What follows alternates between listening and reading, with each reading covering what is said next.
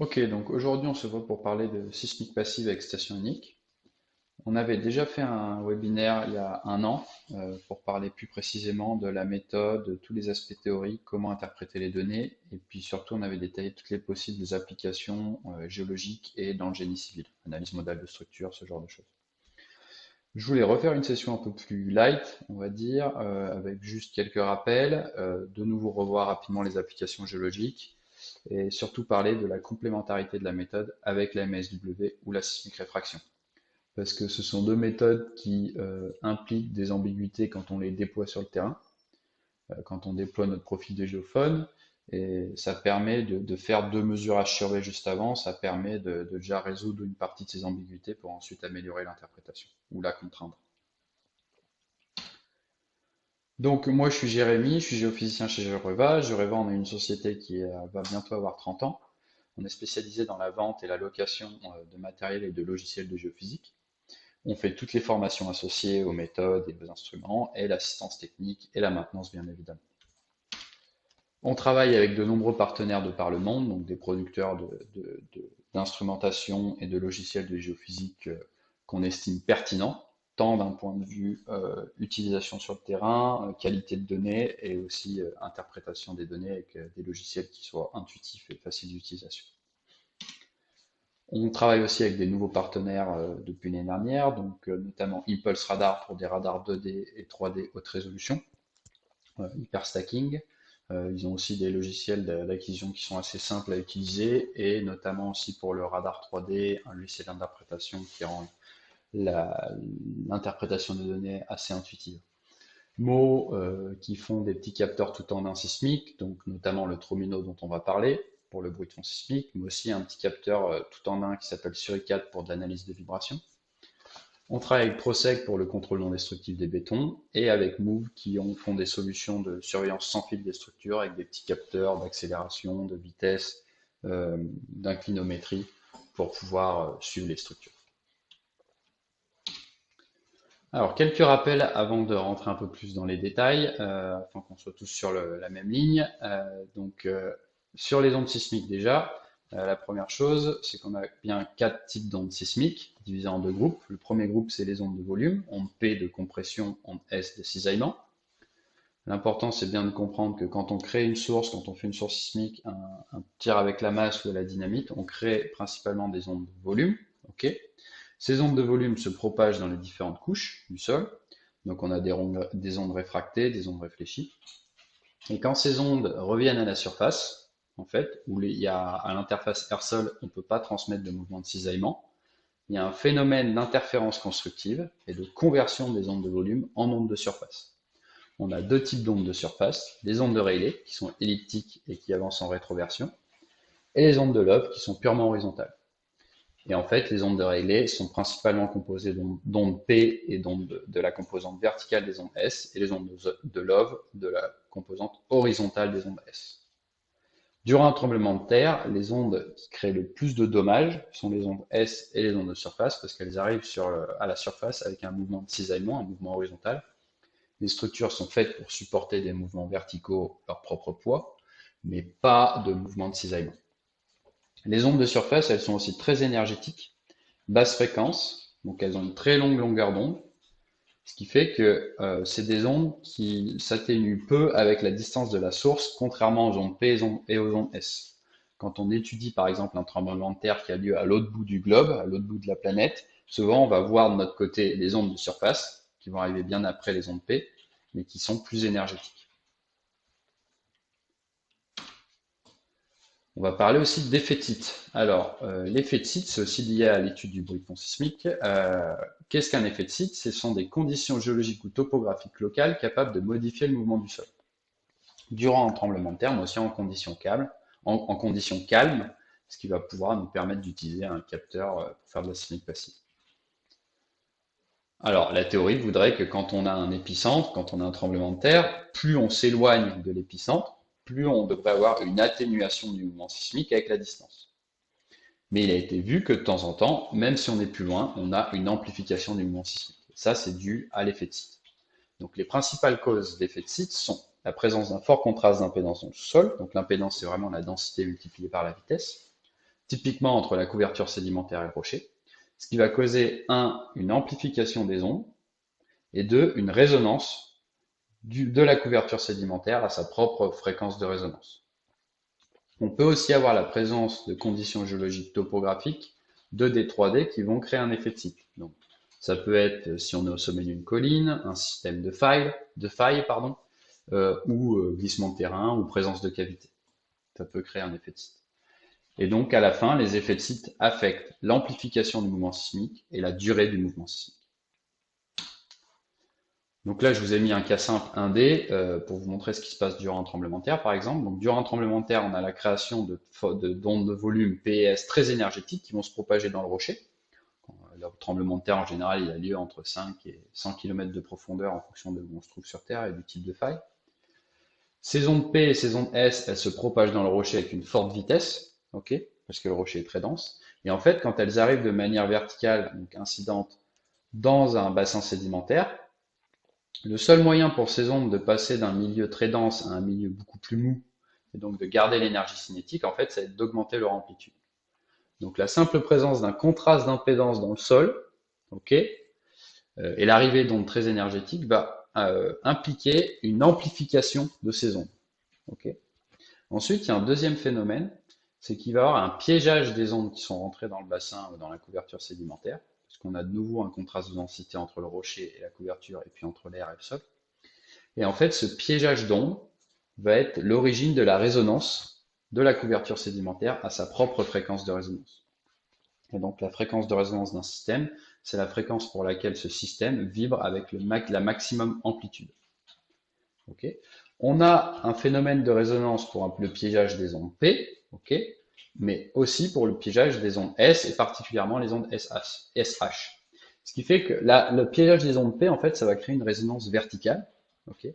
Mais en fait, c'est très peu étudié parce que vu que c'était un mouvement qui faisait peu de dégâts, on parle rarement de résonance verticale, et en fait, quand on parle de résonance en sismique et en géophysique de manière générale, ça implique toujours une résonance horizontale. Donc la résonance d'un bassin ou d'une couverture sédimentaire, en fait, horizontale, c'est principalement lié au piégeage des ondes SH qui arrivent de manière verticale, du rocher à la couverture. Et on peut aussi utiliser l'équation, relier ça avec l'équation de la résonance d'un système 1D couverture sur rocher. Et donc la fréquence de résonance horizontale de notre bassin sédimentaire, c'est en fait la vitesse des ondes S dans ce bassin, divisée par 4 fois l'épaisseur du bassin, okay, ou de la couverture. Donc le cas le plus fameux d'effet de site et de résonance, c'est celui de Mexico en 1985. En fait, ce qui se passe souvent au Mexique, c'est que les tremblements de terre, ils ont lieu proche de la côte, à 400 km de Mexico. Donc là, en 85, le séisme était de magnitude 8. Et en fait, il y a eu très peu de dégâts sur la côte. Mais à Mexico, il y a plusieurs bâtiments entre 10 et 20 étages qui ont été complètement détruits. Et ça, c'est juste dû au fait que Mexico est complètement construit sur un effet de site. En fait, c'est un bassin sédimentaire avec des sédiments lacustres très mous. Donc, on a un très fort contraste d'impédance entre le rocher granitique et le bassin sédimentaire. Et on peut voir en fait que l'amplification a été plus importante dans le bassin sédimentaire de Mexico et aussi plus longue qu'à l'épicentre. Mais si on regarde un accélérogramme entre les deux sur le rocher dans la montagne, on peut voir qu'on a très peu d'amplification parce qu'on a l'atténuation normale avec la distance de la source. Okay. Mais ce qui va se passer dans le bassin sédimentaire de Mexico, c'est que les ondes de volume, déjà, elles sont rentrées dans le bassin, donc il y a eu un phénomène d'amplification comme on a vu, et ensuite il y a eu piégeage d'ondes, et donc résonance de ce bassin sédimentaire à sa propre fréquence de résonance. Et ils ont vu après, en faisant des mesures H sur V, qu'en fait la fréquence de résonance du bassin sédimentaire de Mexico, c'est plus ou moins la même qu'une structure entre 10 et 20 étages. Donc là, c'est le pire scénario en cas de tremblement de terre, parce qu'on a un phénomène de double résonance quand la fréquence de la structure coïncide à la fréquence du sous-sol. Ça fait une suramplification du mouvement sismique. Donc là, je vous ai parlé juste avant en présence de tremblement de terre. Mais nous, quand on va utiliser notre capteur, on n'a pas de tremblement de terre en continu, en permanence. On a quand même un mouvement de la planète en permanence qui est en fait le bruit de fond sismique. Donc le bruit de fond sismique, ou appelé bruit de fond ambiant, il va exister partout sur Terre, il va être principalement composé d'ondes de surface. Pourquoi? Parce que comme j'ai dit plus tôt, c'est dû au fait que les ondes de surface, elles s'atténuent moins avec la distance de la source, c'est des ondes de basse fréquence. Donc principalement ondes de Rayleigh, ondes de Love. Les origines de bruit de fond sismique sont diverses. En basse fréquence, en dessous de 2 Hz, c'est principalement lié aux phénomènes naturels. Donc ça va être les mouvements océaniques, atmosphériques, mais aussi le vent, la pluie, ce genre de choses. Et au-dessus de 2 Hz, c'est principalement lié à l'activité humaine, l'industrie, le trafic de véhicules. Donc ce qui est intéressant, c'est que le bruit de fond sismique en fait va exciter la Terre en permanence. Et la chose encore plus intéressante, c'est qu'en fait, il va exciter les fréquences de résonance locales des sous-sols et des structures. Et tout autre objet d'ailleurs. Donc tout objet sur la surface de la Terre, dû à la présence du bruit de fond sismique, vibre à sa fréquence naturelle de vibration. Ok. Alors bien évidemment avec une amplitude qui est beaucoup moins importante qu'en cas de tremblement de terre, mais si on a un capteur suffisamment sensible, on peut le voir. Et donc la sismique passive consiste à enregistrer ce bruit de fond sismique avec un sismomètre. Donc sismomètre, ça veut dire trois composantes orthogonales, vitesse ou accélération, plus souvent vitesse. Okay, orthogonale, donc c'est nord, sud, est, ouest, vertical. Et donc avec ce sismomètre sensible, d'identifier les fréquences de résonance des bâtiments et du sous-sol d'une manière passive, non intrusive et rapide. Et pour la géologie, la méthode qui nous permet d'identifier les fréquences de résonance des différentes strates, les différentes strates, ça va être le fameux rapport H sur V, ou HVSR en anglais. Donc, il est bien évident que le bruit de fond enregistré sur Terre varie d'un site à l'autre. C'est-à-dire qu'on n'a pas le même contenu fréquentiel, qu'on fasse une mesure en France ou au milieu du désert australien ou en Amérique du Sud. Mais en fait, il a été démontré que le rapport spectral, donc je vous rappelle qu'on a un sismomètre avec des composantes horizontales et verticales, donc le rapport spectral des composantes horizontales de mon sismomètre sur la composante verticale a un effet de normalisation. Et donc en fait, ça va réduire l'effet de source et ça va amplifier la réponse locale du sous-sol. Ce qui fait que le rapport HV va varier très peu sur un même site et il va être directement lié au contexte géologique. Donc pour faire simple, le rapport HV, c'est ça, hein, c'est qu'on a nos mesures en temps, en vitesse, là, nord, sud, est, ouest, vertical. On fait une transformée de Fourier. Donc on a un spectre pour chaque composante. Ok, donc là, les deux horizontales et la verticale en rose, là. Et le rapport H sur V, on fait juste la division, donc on fait la moyenne des composantes horizontales divisée par la verticale. Si l'amplification est égale pour les trois composantes, bah, le spectre, la courbe H sur V, elle est égale à 1. Mais dès qu'on a une variation, donc une amplification des composantes horizontales et une désamplification des composantes verticales, on a forcément un pic qui va se créer. Et pour vous montrer l'effet de normalisation du rapport H sur V, là je vous ai mis sur un même site plusieurs mesures qui ont été faites à différentes périodes. On peut voir qu'en fait, souvent, quand il y a des périodes de mauvais temps, souvent, là j'ai mis juste le spectre vertical en haut et en dessous la courbe H sur V. Okay, donc vous voyez que quand on a des périodes de mauvais temps, par exemple, souvent le spectre vertical il va être très amplifié en basse fréquence. Ça crée du bruit basse fréquence. Par contre, quand j'ai du beau temps et par exemple le jour, quand il y a de l'activité humaine, on peut voir que dans les hautes fréquences, c'est un peu plus amplifié. Et en fait, si je fais le rapport HV sur site, malgré des variations de météo ou juste de l'activité humaine, on peut voir que la courbe H sur V, elle est très similaire tout le temps. Parce qu'en fait, ces variations H et V, elles ont les variations fréquentielles, on va dire elles ont à peu près la même amplitude que ce soit sur les composantes horizontales et verticales. Ce qui fait que la courbe H sur V reste la même. Et donc, il y a plusieurs projets scientifiques qui ont défini que quand on obtient un pic sur la courbe HV, en fait, ce pic, c'est une très bonne estimation de la fréquence de résonance des ondes S dans le sol, et plus particulièrement des ondes SH comme on a vu pour la résonance horizontale. Et qui va aussi dépendre du VS et de l'épaisseur de la couche, parce qu'on a vu que l'équation de la résonance des ondes SH, c'est en fait VS divisé par 4H. Donc là, je vous ai fait un graphe avec trois courbes H sur V différentes, vert, bleu et rouge. Et on peut voir qu'en fait, qu'un pic haute fréquence, donc l'échelle, elle est toujours logarithmique en fréquence, et puis là, on a le rapport H sur V en amplitude. Et là, par exemple, j'ai un pic haute fréquence qui va être associé à un contraste sédimentaire, un contraste d'impédance entre le sol et le rocher à 4 mètres de profondeur. Ce contraste peut créer résonance. Ensuite, j'ai un pic plus basse fréquence sur la bleue, qui va correspondre à une interface entre la couverture sédimentaire et le rocher à 20 mètres. Okay, et un pic plus basse fréquence qui va correspondre à une interface entre le bassin sédimentaire et le rocher à plus de 200 mètres de profondeur. Donc ce qui est intéressant, c'est que le pic de fréquence H sur V est directement lié à la profondeur du contraste d'impédance qui va pouvoir créer résonance ou à l'épaisseur de ma couverture sédimentaire. Donc haute fréquence superficielle, basse fréquence profond. Okay.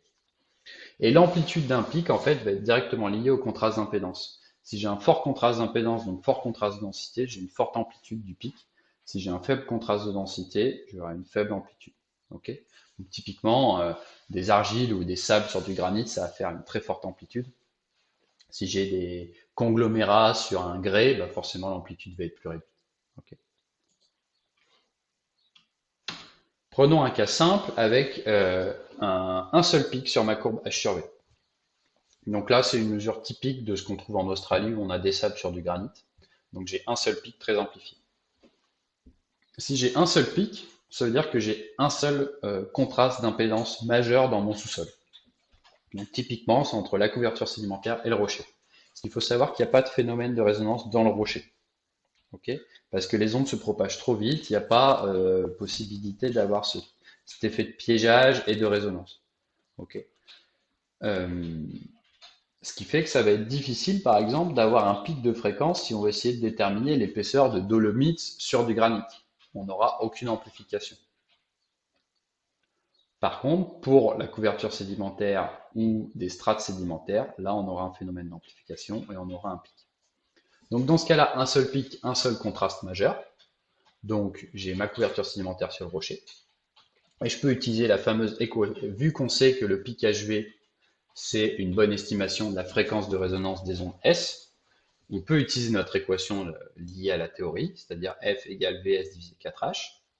Et là, si on a F, donc là, qui est à peu près à 3 Hz, un peu moins de 3 Hz, on peut estimer Vs si on a la profondeur du rocher avec un sondage, ou on peut estimer la profondeur du rocher si on a le Vs à partir d'une autre méthode géophysique, ou si ça a été calibré avant.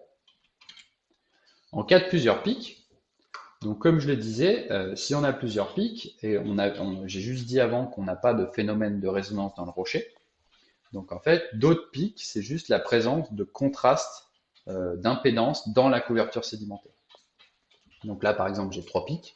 Donc celui le plus haute fréquence, forcément, c'est le plus superficiel. Dans ce cas-là, ça va être lié au contraste d'impédance entre les sables et les graviers. Et ça va être la fréquence de résonance des sables. Le deuxième pic, là, ça va être lié au deuxième contraste d'impédance dans le sous-sol, entre les graviers et les grès. Mais par contre, ça va être la fréquence de résonance de toute la couverture au-dessus du contraste d'impédance. Parce que forcément, c'est plus basse fréquence, ça excite toute la couche, pas uniquement les graviers. Donc des sables et des graviers. Et le dernier pic, donc souvent le pic le plus basse fréquence, on a vu que c'était le plus profond, ça va toujours être lié au contraste d'impédance entre la couverture sédimentaire et le socle et le rocher. Donc là, ça va être la fréquence de résonance de toute la couverture sur le rocher. Donc si par exemple j'ai déjà une idée à peu près du Vs moyen dans toute ma couverture, une moyenne du Vs, je peux juste utiliser ce pic pour avoir la profondeur du rocher avec la fameuse équation.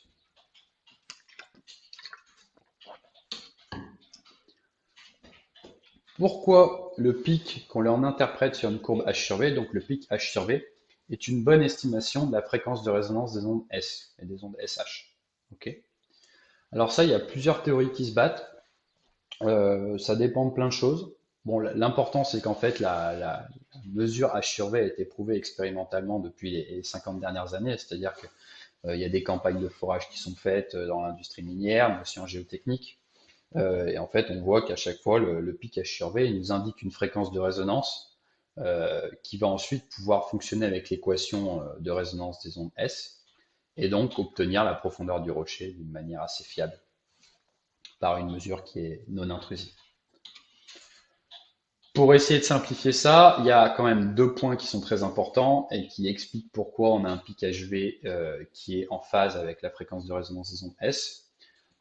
Pour toujours rester simple en fait, ce qui se passe, c'est que, en théorie, c'est que quand les ondes de Rayleigh, on a vu que le bruit de fond sismique était principalement composé des ondes de surface, donc Rayleigh et Love. Et ce qui a été démontré, c'est que les ondes de Rayleigh, qui sont des ondes dispersives, donc qui se propagent à différentes fréquences, quand une onde de Rayleigh voyage à la même fréquence que la fréquence de résonance de la strate dans laquelle elle se trouve, en fait, elles vont montrer un minimum sur leur composante verticale. Vous vous souvenez, les ondes de Rayleigh, c'est des ondes elliptiques. Donc à ce moment-là, si on a une composante verticale qui est moins forte, l'onde va être un peu aplatie, on va avoir un mouvement presque purement horizontal de l'onde de Rayleigh. Ça, c'est aussi en fait parce que forcément, elle voyage exactement en phase à la fréquence de résonance horizontale de cette couche, donc il y a un minimum vertical sur les ondes de Rayleigh. Ce qui fait que quand on trace des courbages sur V, là je vous ai mis des courbages sur V, et qu'on montre leur spectre, ok, donc le spectre de chaque composante, nord, sud, est, ouest, vertical, vous allez voir que pour chaque pic H sur V, en fait, j'ai un minimum local sur la composante verticale, qui est purement lié au comportement des ondes de Rayleigh quand elles voyagent à la fréquence de résonance horizontale de la couche. Donc, vu que j'ai ce minimum local, j'ai une séparation des composantes horizontales et verticales, et ça me crée un pic si je fais le rapport H sur V. Ça expliquerait pourquoi le pic H sur V est toujours en phase avec la fréquence de résonance des ondes SH. Ça, c'est très important parce que ça va nous permettre de faire aussi un distinguo entre les pics H sur V d'origine géologique et les pics H sur V d'origine anthropique, ok, artificielle. En fait, quand j'ai une courbe H sur V, je me dois de toujours interpréter la courbe avec le spectre des composantes, parce que quand je vois de temps en temps, par exemple ici ce pic, que j'ai une amplification pour les trois composantes, nord, sud, est, ouest et verticale, et bien ça c'est typique d'un pic anthropique. Donc ça peut être une structure ou des travaux à côté qui créent ce pic-là, mais ce n'est pas un pic géologique. Un pic géologique sera toujours caractérisé par un minimum sur la composante verticale. Typiquement ce pic-là, c'est un pic géologique, vous voyez qu'il y a une belle séparation des composantes verticales et des composantes horizontales, mais dedans il y a des pics anthropiques. Ok, qui excite à une certaine fréquence. Parce que souvent, un pic anthropique, ça va vraiment exciter une certaine fréquence, donc sur une gamme de fréquences très faible. Un pic géologique, on travaille à l'échelle de la géophysique, donc de la dizaine du mètre. Donc le minimum local va être sur une large bande de fréquences. Donc ça, c'est un pic géologique aussi. Vous voyez qu'on a un minimum local. Là, un autre exemple, là, c'était une courbe H sur V faite en Australie, où vous voyez, là, il y a deux pics, on a l'impression qu'il y a deux pics. Alors que sur ce site-là, bah, on a des sables sur du granit, on n'est pas censé avoir une sorte de double interface. Donc le client voulait être sûr qu'il n'y ait pas forcément deux contrastes d'impédance qui créent deux fréquences de résonance différentes. Et dans ce cas-là, en fait, donc là vous voyez, on a la courbe H sur V, là j'ai mes spectres, qu'on voit qu'on a un minimum local. Par contre, on a deux bumps là en horizontal qui sont un peu bizarres, quoi. Souvent, comme je disais, l'échelle de géophysique, on a la dizaine de mètres, c'est un peu plus linéaire, un peu plus lissé. Et donc là, les spectres, je les ai. Alors de base, quand on fait un H sur V, on lisse à 5%. Là, je les ai lissés à 1%, et on voit bien en fait en lissant à 1% que ce deuxième pic haute fréquence, là, on a vraiment un pic pour toutes les composantes. Donc ça, c'est vraiment un pic anthropique. C'est pas un pic géologique. Donc dans ce cas-là, la fréquence géologique de mon site, c'est vraiment ce pic-là autour de 1, alors 2, 3, 4, ouais, autour de 4,5 Hz. Ok, avec le beau minimum local. Toujours important de vérifier la présence du minimum local pour interpréter la courbe. Un autre cas qui est important à prendre en compte quand on fait de la seismique passive et du H sur V, c'est la présence d'inversion de vitesse. Alors, la plupart des méthodes géophysiques sont basées sur le fait qu'on a une augmentation de densité avec la profondeur et donc une augmentation de vitesse. Mais de temps en temps, c'est pas le cas. Si on a une présence de cavité, bah forcément là on a une inversion drastique de vitesse parce qu'on passe d'une vitesse à 0. On peut avoir de temps en temps une couche molle en profondeur, donc des limons ou des argiles en profondeur. Donc, faut quand même que cette couche soit suffisamment épaisse. Il ne faut pas que ce soit juste des alternances de sable, argile, ce genre de choses. Il faut que ça quand même soit de l'ordre de quelques mètres ou de la dizaine de mètres. Ça crée une inversion de vitesse, ou tout simplement la présence de couches artificielles en surface, asphalte, bitume, béton. Ok, donc là on a des vitesses très hautes, puis de nouveau des vitesses faibles et l'augmentation de vitesse avec la profondeur. Le problème des inversions de vitesse, c'est qu'en cas d'inversion de vitesse, il n'y a pas de propagation d'onde S ni d'onde de lobe. Elle ne se propage pas. Okay, donc on a une grosse désamplification du mouvement horizontal. Le mouvement vertical reste le même, mais on a une désamplification du mouvement horizontal en surface. Ce qui fait que si moi je fais un rapport H sur V, okay, ben en fait ma courbe va être inférieure à 1. Donc là je vous ai mis trois graphes différents. Donc là sur le graphe de gauche, vous voyez que j'ai mis plusieurs courbes H sur V dans un contexte géologique normal. Augmentation de VS avec la profondeur, on voit qu'elles sont tout le temps supérieures à 1. Par contre, quand il y a une inversion stratigraphique, donc c'est-à-dire une couche plus molle en profondeur, on peut voir qu'elles vont toutes sous 1 sur une large bande de fréquence. Et dans le cas d'une inversion superficielle, donc due en pavé ou dans les villes, sur un trottoir ou ce genre de choses, en fait, on peut voir que les courbes HRV vont sous 1 dans les hautes fréquences. Parce que souvent, ces couches superficielles, forcément, elles vont affecter le premier mètre ou les 2 premiers mètres. Ok. Donc ça a un impact et une désamplification du mouvement horizontal uniquement sur les hautes fréquences. Ce qui fait que pour de la microzonation sismique où des fois on n'a pas le choix en ville de faire des mesures sur de l'asphalte, et qu'on est intéressé par des pics qui sont plus basse fréquence, des pics géologiques, on n'a pas trop de problèmes d'interprétation. On peut toujours interpréter les pics. Mais de manière générale, quand on sait qu'on va travailler dans un cas avec inversion de vitesse, on va toujours utiliser d'autres méthodes géophysiques, donc souvent MSW pour calibrer les données, ou des sondages, des forages proches pour aussi calibrer ces données. Alors, à GeoReva, pour faire de la sismique passive et les mesures HRV, on utilise de manière générale le Tromino, qui est très pratique parce qu'en fait, c'est une station sismique tout en un. C'est la seule qui a été brevetée pour ça, donc vraiment sur le terrain, on n'a pas besoin de PC. Ok, on peut mettre tous les paramètres d'acquisition avec le Tromino. Si besoin, après, on peut quand même télécharger les données pour avoir une vue des résultats et les traiter. On a aussi une appli qui permet aussi de voir les résultats en direct et la création de la courbe HRV en direct. Donc, qu'est-ce que Tromino? Tromino, c'est une station de sismique conçue pour enregistrer le bruit de fond sismique et elle est portable, elle fait à peu près 1 dm3. Dedans, on a 3 canaux vélosymétriques orthogonales. Okay, donc on peut aussi régler la sensibilité. On a 3 canaux accélérométriques, ça c'est plus utilisé pour le génie civil ou le suivi de vibration. On a une réponse opérationnelle et stable de 0,1 Hz à 1 kHz. On a un module GPS qui permet de localiser les mesures, mais c'est plus utilisé aussi pour de la synchronisation entre plusieurs capteurs pour ceux qui veulent faire de la multicanal. Et aussi, on a un module radio qui permet d'utiliser un seul Tromino avec un radio trigger pour faire un essai MASW avec un seul Tromino. Ça nous permet souvent aussi, quand on n'a pas d'autres infos pour calibrer notre fameuse équation F égale VS sur 4H, d'obtenir le VS via la MSW. Et donc ensuite avoir de l'information en profondeur avec la courbe HRV. Pour les paramètres d'acquisition, Tromino, lui, il est fourni avec des pointes longues quand on travaille sur des sols mous, afin d'avoir l'instrument le plus solidaire du sol possible, parce qu'on a besoin de vibration. Et pour les sols durs ou en ville, on n'utilise pas de pointe, ou on a des petites pointes coniques. La fréquence d'échantillonnage pour de la sismique passive et du HRV en général, on utilise 128 Hz. C'est largement suffisant parce que, comme je le disais tout à l'heure, en fait, une courbe HRV, vous vous souvenez, la fréquence d'un pic HRV dépend de la profondeur du contraste d'impédance, qui peut créer résonance.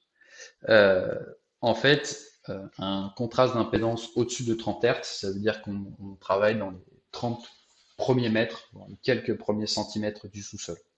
Donc ça n'a aucun intérêt à l'échelle de géophysique.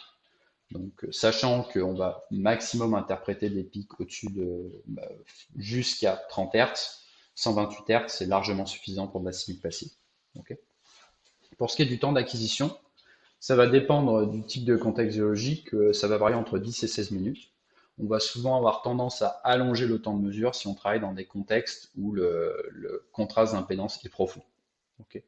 Parce que forcément, s'il est profond, on a une fréquence qui est plus basse, donc une longueur d'onde qui est plus longue, qui va se répéter de manière plus longue. Donc il faut augmenter le temps pour être sûr de bien visualiser cette fréquence et sa répétition durant la mesure.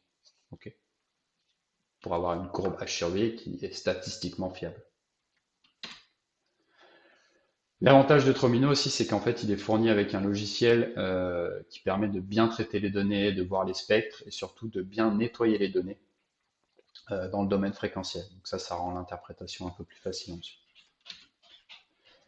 Pour ce qui est des applications géologiques avec le HRV, donc la première et l'application historique, ça a été la microzonation sismique et donc l'identification des principales fréquences de résonance des sites et qu'on va pouvoir lier à des facteurs d'amplification en cas de tremblement de terre. Donc là, par exemple, la ville, elle a été divisée en 3 territoires différents. Alors ça, grâce donc 3 courbes HRV différentes, mais aussi il y a des essais de sismique réfraction, de MSW qui ont été faits pour bien diviser ces contextes géologiques. Donc 3 contextes géologiques différents, 3 facteurs d'amplification et donc 3 différentes règles de construction dans cette ville. Application très importante pour l'industrie minérale et puis les carrières. Donc là, c'est l'utilisation du H/V pour avoir une estimation rapide de la profondeur du rocher. Donc là, dans ce cas-là, souvent, on a un ou plusieurs forages présents sur site. Donc on va faire une mesure H/V proche de chaque forage. Dans ce cas-là, on connaît déjà la profondeur du rocher. on va mesurer la fréquence de résonance et on va pouvoir estimer la vitesse des ondes S dans la couverture. Okay, si on a plusieurs fourrages, on va pouvoir moyenner cette vitesse d'onde S et ensuite l'utiliser sur des endroits où on n'a pas d'infos. Okay, donc on va faire notre courbe, notre mesure H sur V, on va obtenir la fréquence de résonance, on aura le VS à partir des essais calibrés et on va pouvoir estimer la profondeur du rocher et étendre ça à large échelle. Donc après, on peut faire des vues synthétiques de la profondeur du rocher. Donc là, c'est pour un paléochenal en Australie. En fait, chaque barre que vous voyez, c'est une courbe H sur V. Et donc là, en rouge, là, c'est le pic H sur V qui a été converti en profondeur avec les calibrations des vitesses. On a F égale VS sur 4H. Et donc là, on voit bien la propagation en profondeur du rocher. Et puis ça a pu être étendu à un modèle 3D ici en dessous.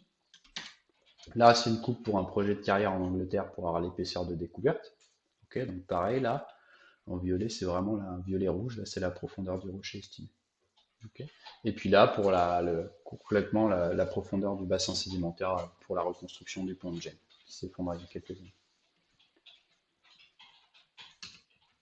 On peut aussi appliquer ça à l'échelle régionale, donc là, dans ce cas-là, aux États-Unis, donc là, chaque point noir, c'est une mesure H sur V, et puis en violet, c'est une station de calibration, on a un forage pour calibrer la vitesse, et ensuite utiliser cette vitesse à large échelle.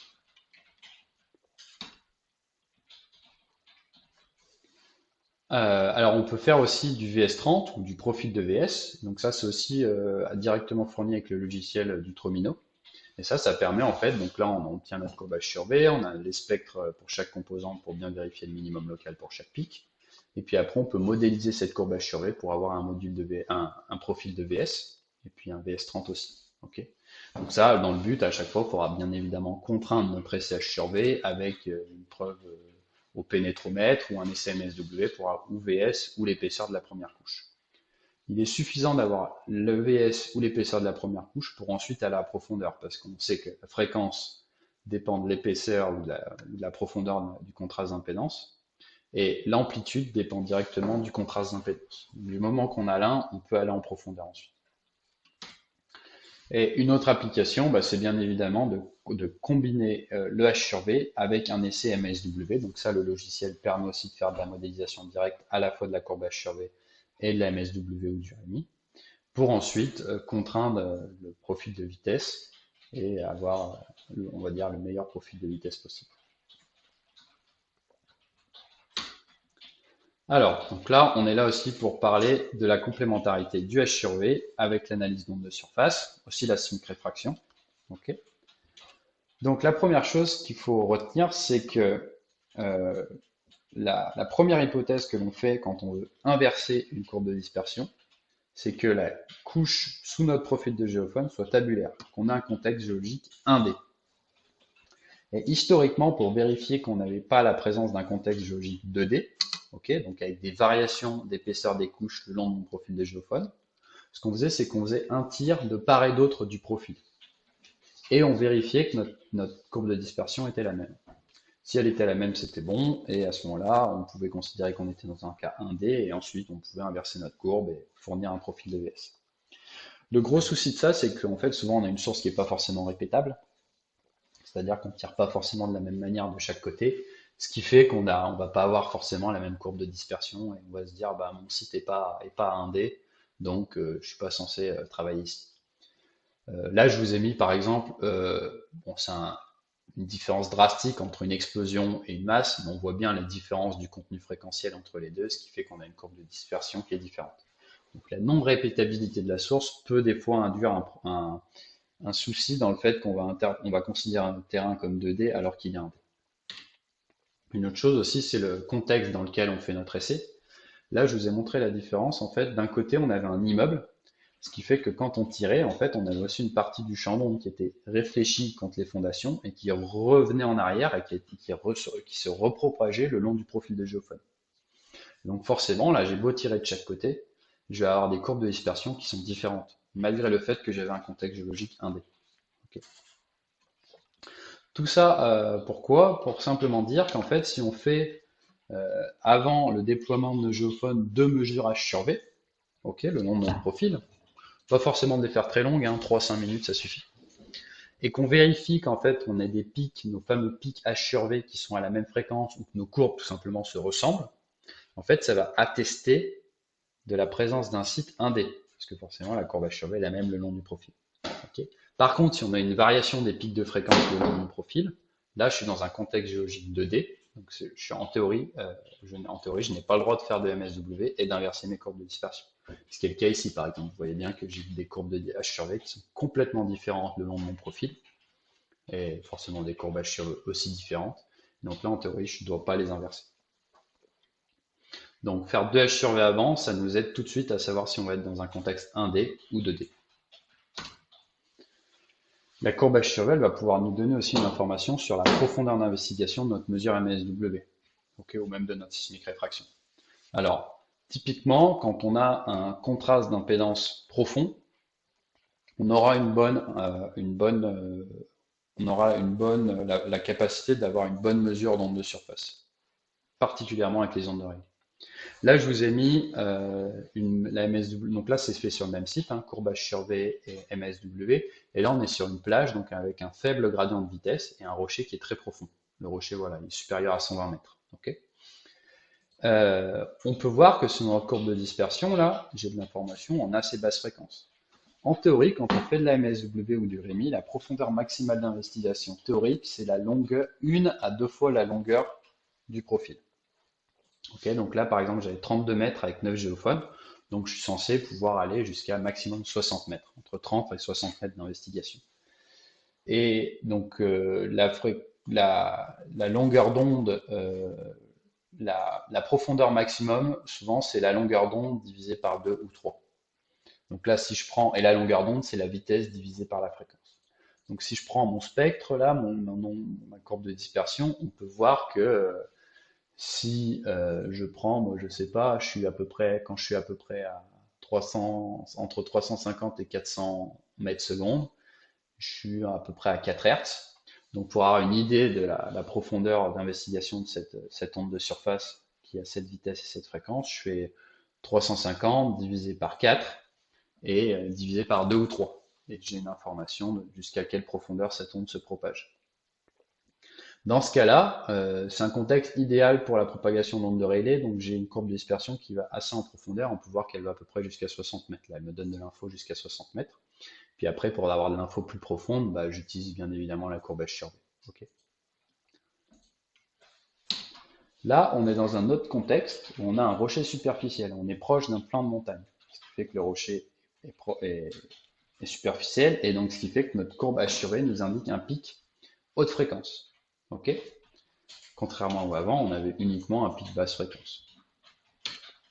Dans ce cas-là, on peut voir que j'ai fait une MSW pareil, 32 mètres 9 géophones, et là, la profondeur maximum de cette MSW, on peut voir que je suis à peu près allé à 10 Hz maximum, je suis à 300 mètres secondes. Donc si je fais 300 divisé par 10, ça fait 30. Divisé par 2 ou 3, je vais pas à plus de 10 mètres. Puis là, on a même réduit à 5 mètres. Vous voyez. Donc là, en fait, on a utilisé cette MSW uniquement pour avoir le VS dans la première couche, qui est à peu près, je sais pas, 180 mètres secondes, quelque chose comme ça. 150 mètres secondes, vraiment dans les hautes fréquences. Ah oui, plus 150 mètres secondes. Et après, par contre, on utilise le H sur V pour avoir plus d'infos en profondeur. Okay. Dans tous les cas, le gros souci, c'est que quand j'ai un rocher superficiel ou un contraste de densité superficielle, ça va être très difficile d'avoir une grande profondeur d'investigation avec ma MSW. Parce qu'en fait, la plupart de l'énergie que je balance dans le sol, elle va être contrainte par cette première couche. Tandis que dans le cas d'avant, où j'ai un pic très basse fréquence, bah, l'énergie justement va pouvoir se propager en profondeur.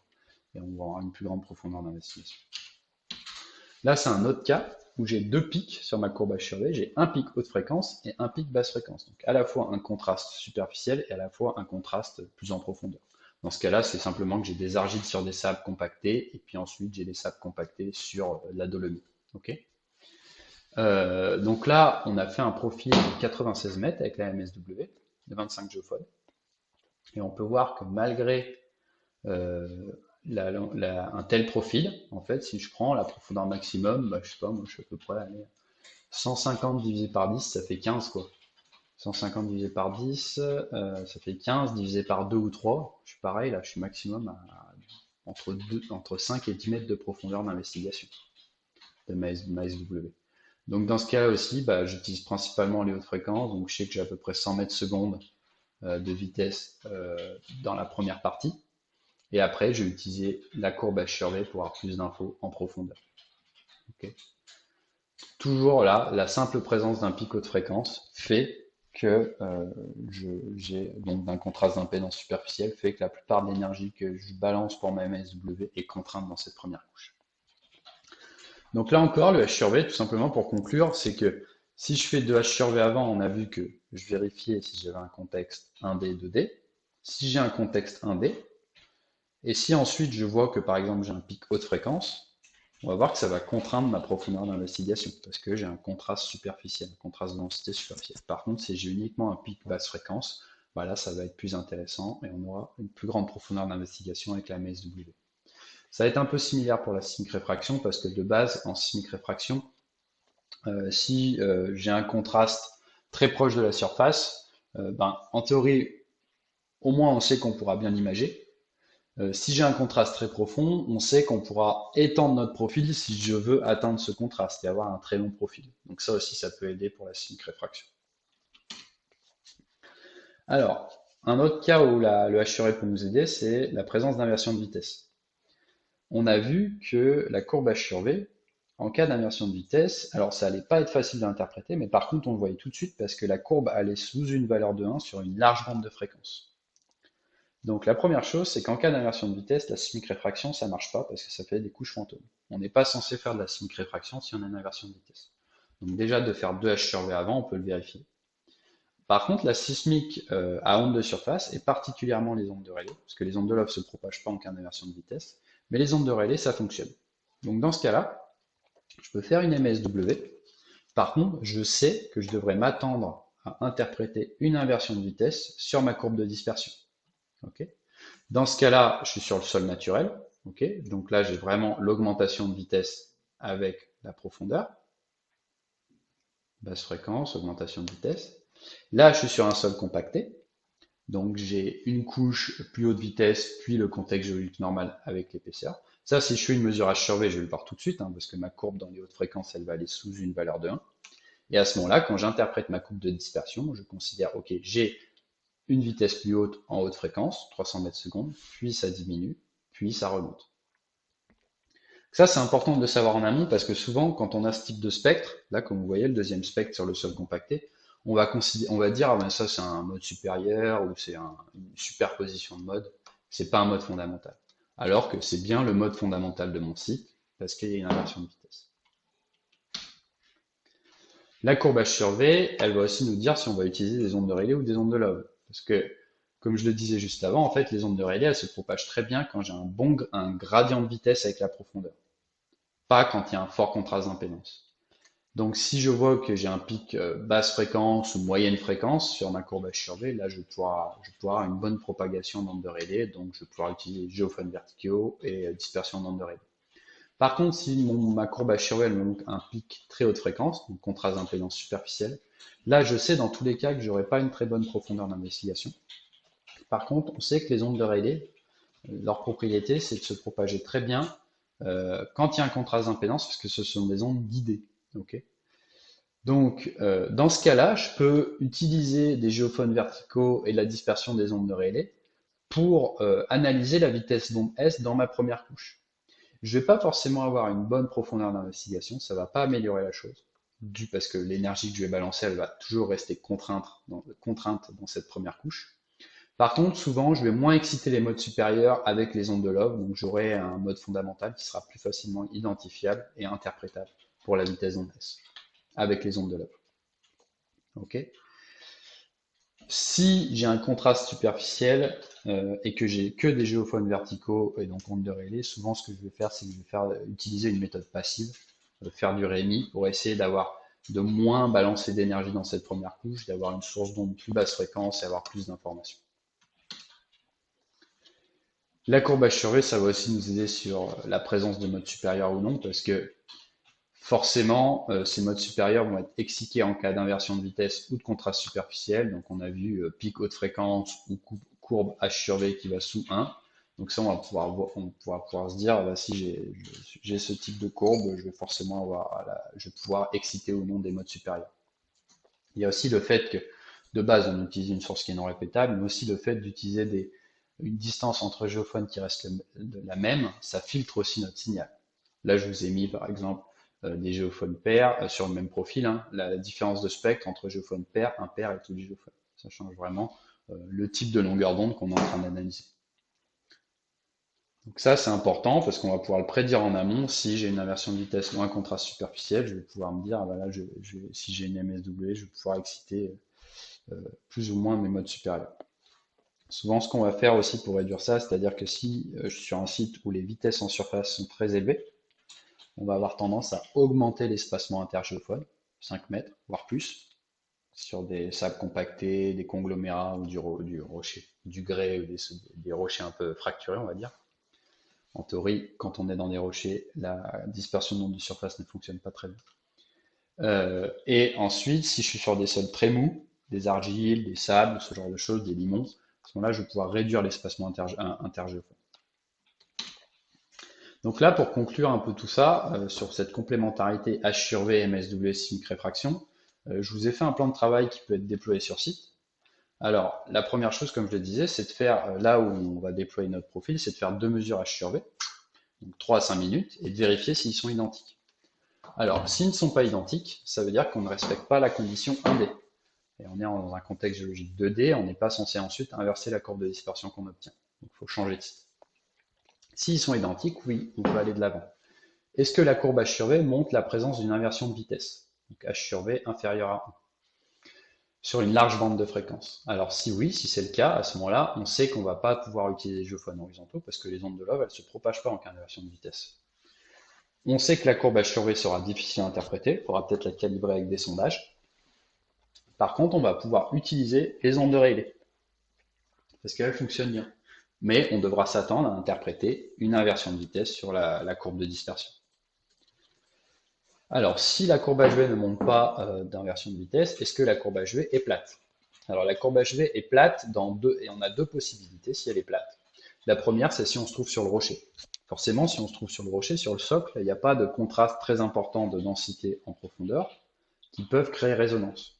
Okay, et en plus, de base, dans le rocher, il n'y a pas de phénomène de résonance. Donc, souvent, quand on fait une mesure sur le rocher, en fait, on a exactement la même amplification des composantes horizontales et verticales, ce qui fait que si on fait un ratio H sur V, bah, c'est égal à 1.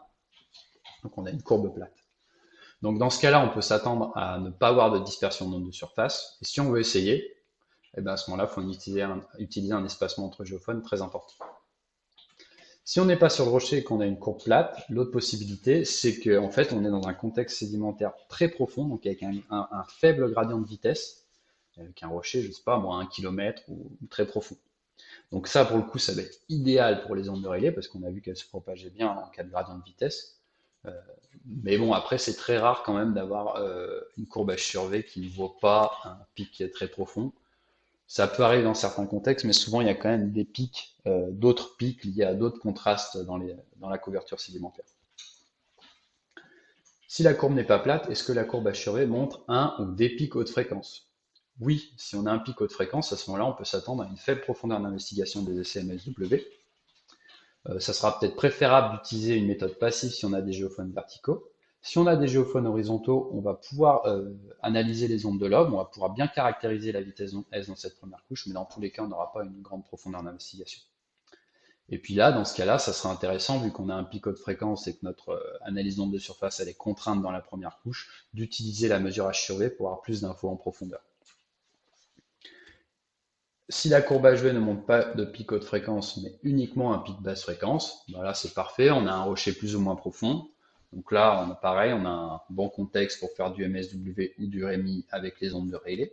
Okay, les ondes de Love moins bien, parce que comme je le rappelle, les ondes de Love sont guidées, donc c'est bien d'avoir un contraste superficiel, dans les premières dizaines de mètres.